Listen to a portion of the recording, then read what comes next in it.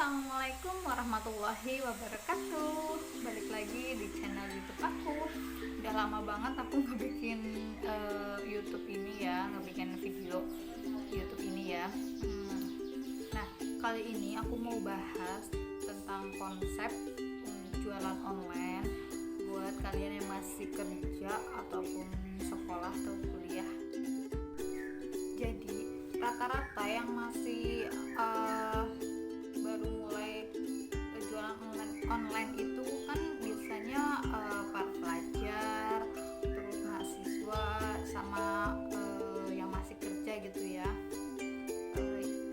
Anggap aja misalnya kita yang masih kerja, saya tahu kok gimana sibuknya kita kerja, terus harus mikirin ribetnya ada order, nanti kirim barang, apalagi kalau yang kita belum punya stok barang ya, misal kayak dropshipper gitu. Mungkin sih gampang, tapi kalau pas lagi ditanya gimana, ini ada stoknya gak kak gitu kan biasanya. Nah kita itu kan nggak mungkin dong kita harus kerja terus, apalagi kita sebagai karyawan, terus main HP balesin chat-chat dari pelanggan gitu ya. Nah itu pasti nyita waktu banget. Juga kalau masih awal-awal biasanya kan jualan kita juga belum membludak banget gitu ya, karena kita masih belajar. Jadi konsep teknis sesuai penjualan yang udah besar itu pasti masih ribet banget. Nah aku punya konsepnya. Nah bagi yang mau tahu gimana sih konsepnya, kita bahas di sini. Nah ini dia konsepnya. Jadi ini bukan mulai dari dropship ya, tapi kita mulai dari reseller yang stok barang. Nah misalkan kita itu masih kerja dan kita kan masih punya penghasilan, di situ kita coba sisihkan untuk membeli barang, misal dari grosir ataupun supplier yang harganya emang sedikit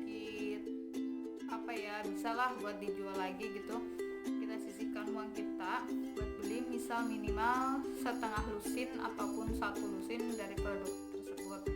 Tapi ada kriteria juga yang kalian bisa lihat untuk yang sesuai dengan konsep ini ya.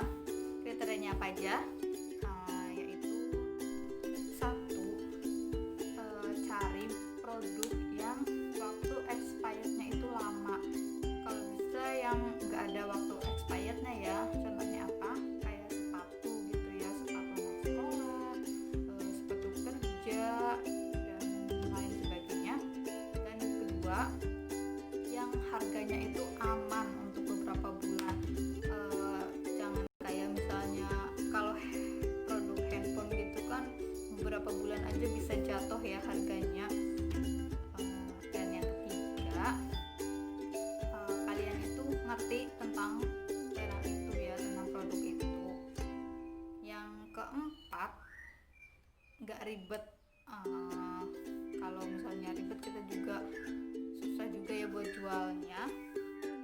Dan yang kelima itu yang dicari orang lewat kata kunci. Misalkan kita jualan online di Facebook ataupun di marketplace gitu ya, yang banyak dicari orang lewat kata kunci itu, jadi lebih gampang nemuin produk kita.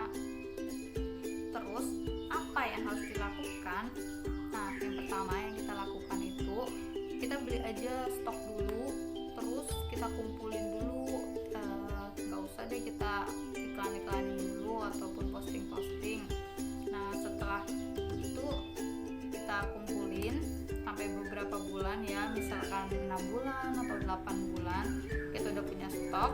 Kita juga sambil mempelajari gimana untuk lihat traffic pembelinya, terus kita bisa belajar tentang presentasi visual misal di Instagram, atau gimana kita bisa buat konten-konten yang menarik.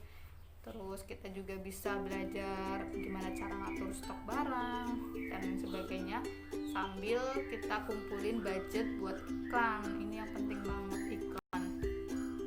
Nah, selain sepatu bisa juga sih kayak tas ataupun aksesoris handphone gitu, dan lain sebagainya. Kita bisa cari-cari yang lain. Nah, setelah 6 bulan atau 8 bulan berlalu kita udah punya stok, di situ kita bisa deh gimana caranya kita belajar iklan, misal dari Facebook Ads, Instagram Ads gitu dan lain sebagainya. Nah, kalau misalkan kita stok barang itu, kita juga bisa lebih tahu sih gimana kualitas barang yang kita jual. Terus kalau ada yang tanya, Kak ini stoknya masih apa enggak gitu ya, kita bisa langsung cek.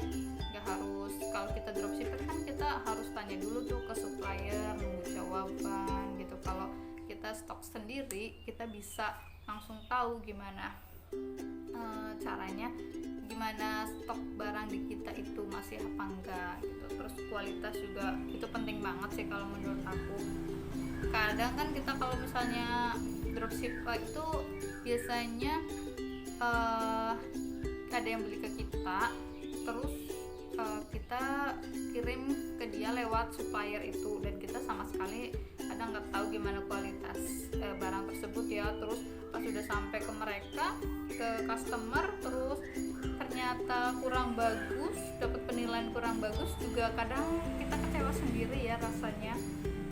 Dan akhirnya ya gitu, kita dapat rating yang mungkin nggak sesuai dengan yang kita inginkan. Nah, itu salah satu konsep cara jualan online buat kalian yang masih kerja ataupun yang masih nyambi-nyambi gitu ya. Cukup sekian dan terima kasih. Semoga aja konsep ini bermanfaat dan cocok untuk kalian yang mau mulai jualan online. Kalau misalkan menurut kalian konsep ini bermanfaat atau konten-konten YouTube aku bermanfaat, tolong bantu like, komen, dan subscribe channel YouTube aku supaya lebih berkembang lagi